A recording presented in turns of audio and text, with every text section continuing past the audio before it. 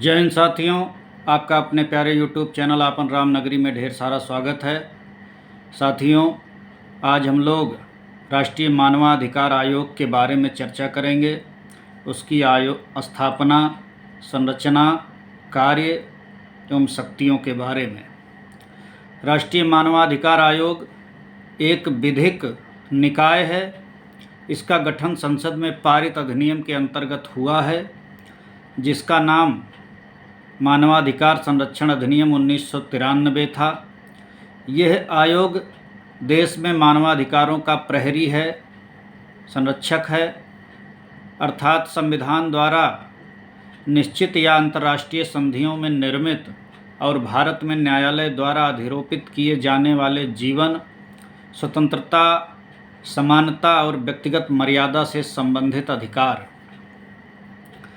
आयोग की स्थापना के मुख्य जो उद्देश्य हैं, उनमें नंबर 1, उन संस्थागत व्यवस्थाओं को मजबूत करना जिसके द्वारा मानवाधिकार के मुद्दों का पूर्ण रूप में समाधान किया जा सके। नंबर 2, अधिकारों के अतिक्रमण को सरकार से स्वतंत्र रूप में इस तरह से देखना ताकि सरकार का ध्यान उसके द्वारा मानवाधिकारों की रक्षा की प्रतिबद्धता पर केंद्रित किया जा सके। नंबर 3, इस दिशा में किए गए प्रयासों को पूर्ण व सशक्त बनाना। आयोग की संरचना। आयोग एक बहुसदस्यीय संस्था है जिसमें एक अध्यक्ष व 5 सदस्य होते हैं। आयोग का अध्यक्ष भारत का कोई सेवानिवृत्त मुख्य न्यायाधीश या एक उच्चतम न्यायालय का न्यायाधीश होना चाहिए। एक सदस्य उच्चतम न्यायालय में कार्यरत अथवा सेवानिवृत्त न्यायाधीश, एक उच्च न्यायालय का कार्यरत या सेवानिवृत्त मुख्य न्यायाधीश होना चाहिए। 3 अन्य व्यक्तियों को मानवाधिकार से संबंधित जानकारी अथवा कार्य का अनुभव होना चाहिए। इन पूर्णकालिक सदस्यों के अतिरिक्त आयोग में 7 जिनमें से कम एक महिला होनी चाहिए। अन्य पदेन सदस्य भी होते हैं। राष्ट्रीय अल्पसंख्यक आयोग, राष्ट्रीय अनुसूचित जाति व राष्ट्रीय अनुसूचित जनजाति आयोग, राष्ट्रीय महिला आयोग के अध्यक्ष, राष्ट्रीय अन्य पिछड़ा वर्ग आयोग, राष्ट्रीय बाल अधिकार सुरक्षा आयोग और विकलांग व्यक्तियों के लिए मुख्य आयुक्त। आयोग के अध्यक्ष व सदस्यों की नियुक्ति राष्ट्रपति द्वारा प्रधानमंत्री के नेतृत्व में गठित 6 सदस्यीय समिति की सिफारिश पर होती है। समिति में प्रधानमंत्री, लोकसभा अध्यक्ष, राज्यसभा के उपसभापति, संसद के दोनों सदनों के मुख्य विपक्षी दल के नेता व केंद्रीय गृह मंत्री होते हैं। इसके अलावा भारत के मुख्य न्यायाधीश की सलाह पर उच्चतम न्यायालय के किसी न्यायाधीश अथवा उच्च न्यायालय के किसी मुख्य न्यायाधीश की नियुक्ति हो सकती है। आयोग के अध्यक्ष व सदस्यों का कार्यकाल 3 वर्ष अथवा जब उनकी उम्र 70 वर्ष हो, जो भी पहले पूर्ण हो, का होता है। ये पुनः नियुक्ति के लिए पात्र होते हैं। अपने कार्यकाल के पश्चात आयोग के अध्यक्ष व सदस्य केंद्र सरकार अथवा राज्य सरकारों में किसी भी पद के योग्य नहीं होते हैं। राष्ट्रपति अध्यक्ष व सदस्यों को उनके पद से किसी भी समय निम्नलिखित परिस्थितियों में हटा सकता है। नंबर 1, यदि वह दिवालिया हो जाएं। नंबर 2, यदि वह अपने कार्यकाल के दौरान अपने कार्यक्षेत्र से बाहर से या किसी प्रदत्त रोजगार में संलिप्त हों। नंबर 3, यदि वो मानसिक व शारीरिक कारणों से कार्य करने में असमर्थ हों। नंबर 4, यदि वह मानसिक रूप से अस्वस्थ हों तथा सक्षम न्यायालय ऐसी घोषणा कर दे। नंबर 5, यदि वह न्यायालय द्वारा किसी अपराध का दोषी या सजायाफ्ता हो। इसके अलावा राष्ट्रपति अध्यक्ष तथा किसी भी सदस्य को उसके दुराचरण या अक्षमता के कारण भी पद से हटा सकता है। हालांकि इस स्थिति में राष्ट्रपति इस विषय को उच्चतम न्यायालय में जांच के लिए सौंपेगा। यदि जांच के उपरांत उच्चतम न्यायालय इन आरोपों को सही पाता है तो उसकी सलाह पर राष्ट्रपति इन सदस्यों व अध्यक्ष को उनके पद से हटा सकता है। आयोग के अध्यक्ष व सदस्यों के वेतन भत्तों व अन्य सेवा शर्तों का निर्धारण केंद्र सरकार द्वारा किया जाता है, परंतु नियुक्ति के उपरांत उनमें अलाभकारी परिवर्तन नहीं किया जा सकता है।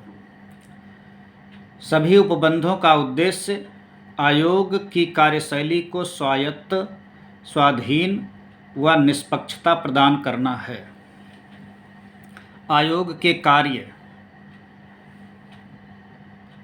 राष्ट्रीय मानवाधिकार आयोग के जो महत्वपूर्ण कार्य हैं उनको हम प्रमुख बिंदुओं के माध्यम से जान सकते हैं, समझ सकते हैं, जिनमें नंबर 1, मानवाधिकारों के उल्लंघन की जांच करना अथवा किसी लोक सेवक के समक्ष प्रस्तुत मानवाधिकार उल्लंघन की प्रार्थना जिसकी कि वह अवहेलना करता हो की जांच स्वप्रेरणा व न्यायालय के आदेश से करना। न्यायालय में लंबित किसी मानवाधिकार से संबंधित कार्यवाही में हस्तक्षेप करना। जेलों व बंदी गृह में जाकर वहां की स्थिति का अध्ययन करना व इस बारे में सिफारिशें करना। मानवाधिकार की रक्षा हेतु बनाए गए संवैधानिक व विधिक उपबंधों की समीक्षा करना तथा इनके प्रभावी कार्यान्वयन हेतु उपायों की सिफारिश करना। नंबर 5, आतंकवाद सहित उन सभी कारणों की समीक्षा करना जिनसे मानवाधिकारों का उल्लंघन होता है तथा इनसे बचाव के उपायों की सिफारिश करना। मानवाधिकारों से संबंधित अंतर्राष्ट्रीय संधियों व दस्तावेजों का अध्ययन व उनको प्रभावशाली तरीके से लागू करने के लिए सिफारिश करना। नंबर 7, मानवाधिकारों के क्षेत्र में शोध करना और इसे प्रोत्साहित करना। नंबर 8, लोगों के बीच मानवाधिकारों की जानकारी फैलाना व उनकी सुरक्षा के लिए उपलब्ध उपायों के प्रति जागरूक करना। नंबर 9, मानवाधिकारों के क्षेत्र में कार्यरत गैर सरकारी संगठनों के प्रयासों की सराहना करना। नंबर 10, ऐसे आवश्यक कार्यों को करना जो कि मानवाधिकारों के प्रचार के लिए आवश्यक हों। आयोग की कार्यप्रणाली। आयोग का प्रधान कार्यालय दिल्ली में स्थित है तथा वह भारत में अन्य स्थानों पर भी अपने कार्यालय खोल सकता है। आयोग की अपनी कार्यप्रणाली है तथा वह ये करने के लिए अधिकृत है। आयोग के पास सिविल न्यायालय जैसी सभी अधिकार व शक्तियाँ हैं तथा इसका चरित्र भी न्यायिक है। आयोग केंद्र अथवा राज्य सरकार से किसी भी जानकारी अथवा रिपोर्ट की मांग कर सकता है। आयोग के पास मानवाधिकारों के उल्लंघन से संबंधित शिकायतों की जांच के लिए एक स्वयं का जांच दल है। इसके अलावा आयोग केंद्र अथवा राज्य सरकारों की किसी भी अधिकारी या जांच एजेंसी की सेवाएं ले सकता है। आयोग व गैर सरकारी संगठनों के बीच एक प्रभावशाली सहभागिता भी है जो प्रथम दृष्टया मानवाधिकार उल्लंघन की सूचना प्राप्ति में सहायक है। आयोग ऐसे किसी मामले की जांच के लिए अधिकृत नहीं है जिसे घटित हुए 1 वर्ष से अधिक हो गया हो। दूसरे शब्दों में, आयोग उन्हीं मामलों की जांच कर सकता है जिन्हें घटित हुए 1 वर्ष से कम समय हुआ हो। आयोग जांच के दौरान या उपरांत कुछ निम्नलिखित में से कोई भी कदम उठा सकता है। नंबर 1, यह पीड़ित व्यक्ति को क्षतिपूर्ति या नुकसान के भुगतान के लिए संबंधित सरकार या प्राधिकरण को सिफारिश कर सकता है। नंबर 2, यह दोषी लोक सेवक के विरुद्ध बंदीकरण हेतु कार्यवाही प्रारंभ करने के लिए संबंधित सरकार या प्राधिकरण को सिफारिश कर सकता है। नंबर 3, यह संबंधित सरकार या प्राधिकरण को पीड़ित को तत्काल अंतरिम सहायता प्रदान करने की सिफारिश कर सकता है। नंबर 4, आयोग इस संबंध में आवश्यक निर्देश, आदेश अथवा रिट के लिए उच्चतम अथवा उच्च न्यायालय में जा सकता है। आयोग की भूमिका। उक्त बिंदुओं से स्पष्ट है कि आयोग का कार्य वास्तव में सिफारिश या सलाहकार का होता है। आयोग मानवाधिकार उल्लंघन के दोषी को दंड देने का अधिकार नहीं रखता है। ना ही आयोग पीड़ित को किसी प्रकार की सहायता जैसे आर्थिक सहायता दे सकता है। आयोग की सिफारिशों संबंधित सरकार अथवा अधिकारी पर बाध्य नहीं है, परंतु उसकी सलाह पर की गई कार्रवाई पर उसे आयोग के 1 महीने के भीतर सूचित करना होता है। इस संदर्भ में आयोग के एक भूतपूर्व सदस्य ने यह पाया कि सरकार आयोग की सिफारिशों को पूर्णतः नहीं नकारती है। आयोग की भूमिका सिफारिशें व सलाहकारी हो सकती हैं। जैसे सरकार आयोग द्वारा दिए गए मामलों पर विचार करती है, इस प्रकार यह कहना व्यर्थ होगा कि आयोग शक्तिविहीन है। आयोग अपने अधिकारों का पूर्ण रूप से प्रयोग करता है और कोई भी सरकार इसकी सिफारिशों को नकार नहीं सकती। सशस्त्र बलों के सदस्यों द्वारा किए गए मानवाधिकार उल्लंघन के मामलों में आयोग की भूमिका, शक्तियाँ व न्यायिकता सीमित होती हैं। इस संदर्भ में आयोग केंद्र सरकार से रिपोर्ट प्राप्त कर अपनी सलाह दे सकता है। केंद्र सरकार को 3 महीने के भीतर आयोग की सिफारिश पर की गई कार्रवाई के बारे में बताना होगा। आयोग अपनी वार्षिक अथवा विशेष रिपोर्ट केंद्र सरकार व संबंधित राज्य सरकारों को भेजता है। इन रिपोर्ट्स को संबंधित विधायिका के समक्ष रखा जाता है। इसके साथ ही वह विवरण भी होते हैं जिनमें आयोग द्वारा की गई सिफारिशों पर की गई कार्यवाही का उल्लेख तथा ऐसी किसी सिफारिश को ना मानने के कारणों का उल्लेख होता है। आयोग के कार्य का निष्पादन।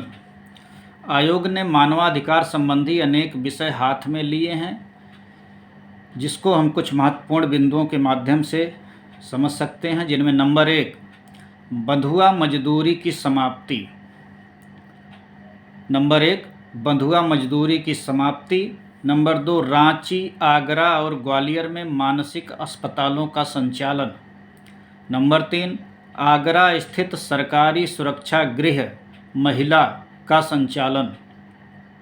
नंबर 4 भोजन का अधिकार से संबंधित मुद्दे। नंबर 5 बाल विवाह निषेध अधिनियम 1929 की समीक्षा। नंबर 6 बाल अधिकार पर अभिसमय से संबंधित प्रोटोकॉल। नंबर 7 सरकारी सेवकों द्वारा बच्चों से रोजगार कराने से रोकना, सेवा नियमावली में संशोधन। नंबर 8 बाल श्रम की समाप्ति। नंबर 9 बच्चों के खिलाफ यौन हिंसा पर मीडिया के लिए मार्गदर्शन। नंबर 10 महिलाओं एवं बच्चों का अवैध व्यापार, लैंगिक संवेदीकरण के लिए न्यायपालिका के लिए नियम पुस्तक। नंबर 11 यौन पर्यटन एवं अवैध व्यापार के रोक के लिए संवेदीकरण कार्यक्रम। नंबर 12 मातृत्व, रक्त अल्पता तथा मानवाधिकार। नंबर 13 वृंदावन परित्यक्त महिलाओं का पुनर्वास। नंबर 14 कार्यस्थलों पर महिला यौन उत्पीड़न को रोकना। नंबर 15 रेलगाड़ियों में महिला यात्रियों का उत्पीड़न। नंबर 16 हाथ से मैला साफ करने की प्रथा का अंत। नंबर 17 दलितों से संबंधित मामले, उन पर किए जाने वाले अत्याचारों सहित। नंबर 18 अनाधिसूचित एवं तथा घुमंतु जनजातियों की समस्याएं। नंबर 19 विकलांग व्यक्तियों के अधिकार। नंबर 20 स्वास्थ्य के अधिकार से संबंधित मामले। नंबर 21 HIV एड्स से संक्रमित व्यक्तियों के अधिकार के संबंध में। नंबर 22 1999 में तत्कालीन उड़ीसा में आए चक्रवाती तूफान से प्रभावित लोगों के लिए राहत कार्य के संबंध में। नंबर 23 2001 के गुजरात भूकंप के बाद राहत उपायों का अनुश्रवण। नंबर 24 जिला परिवाद अधिकार। नंबर 25 जनसंख्या नीति विकास एवं मानवाधिकार। नंबर 26 कानूनों की समीक्षा, आतंकवादी एवं विघटनकारी गतिविधि अधिनियम तथा प्रारूप, आतंकवाद निवारण विधेयक 2000 सहित। नंबर 27 विद्रोह एवं आतंकवाद प्रभावित क्षेत्रों में मानवाधिकार संरक्षण। नंबर 28 पुलिस द्वारा गिरफ्तारी भी शक्ति का दुरुपयोग रोकने के लिए दिशा निर्देश। नंबर 29 राज्य अथवा नगर पुलिस मुख्यालयों में मानवाधिकार सेवा का गठन। नंबर 30 हिरासत में मौत, बलात्कार तथा यंत्रणा को रोकने के लिए उठाए गए कदम। नंबर 31 यंत्रणा के खिलाफ अभिसमय को अपनाना, जिनेवा सम्मेलनों के लिए अतिरिक्त प्रोटोकॉल। नंबर 32 देश के लिए एक शरणार्थी कानून को अपनाने पर चर्चा।